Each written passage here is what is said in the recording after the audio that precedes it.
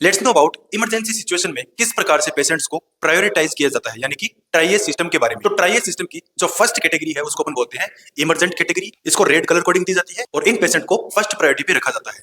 Emergent category के जो patient है उनकी जो सिचुएशन होती है वो लाइफ थ्रेटनिंग कंडीशन होती है, जिसके अंदर पेशेंट को इमीडिएटली ट्रीटमेंट की आवश्यकता होती है। एग्जांपल्स की बात करें कौन कौन सी कंडीशंस को इमरजेंट या फिर रेड कैटेगरी में रखा जाता है, तो severe trauma, chest pain like myocardial infarction का pain, respiratory distress, cardiac arrest, limb amputation, stroke, chemical injury to eye, इन सब कंडीशंस को इमरजेंट या फिर रेड कैटेगरी या फर्स्ट प्रायोरिटी दी जाती है। ट्राइएज की सेकंड कैटेगरी होती है अर्जेंट, जिसको येलो कलर कोडिंग दी जाती है, जिसको सेकंड प्रायोरिटी पे रखा जाता है। इस कैटेगरी में serious but not immediately life threatening conditions include की जाती है। इन पेशेंट्स को 30 मिनट से लेकर के 2 आवर तक अपन ट्रीटमेंट दे सकते हैं। एग्जांपल्स की बात करें तो इस कैटेगरी में open fracture with distal pulse and large wound वाले पेशेंट्स को इंक्लूड किया जाता है। थर्ड कैटेगरी की बात करें तो नॉन अर्जेंट, इसको ग्रीन कलर कोडिंग दिया जाता है, थर्ड प्रायोरिटी पे रखा जाता है। इसके अंदर minor injury and can wait more than 2 hour for treatment, यानी ऐसे पेशेंट्स जिनको मोर देन 2 आवर अपन वेट करवा सकते हैं। एग्जांपल्स की बात करें तो यहाँ पर close fracture, minor laceration, sprain, strain ऐसे पेशेंट इंक्लूड किए जाते हैं। आमतौर पर ट्राइएज में ये 3 ही कैटेगरी पाई जाती है।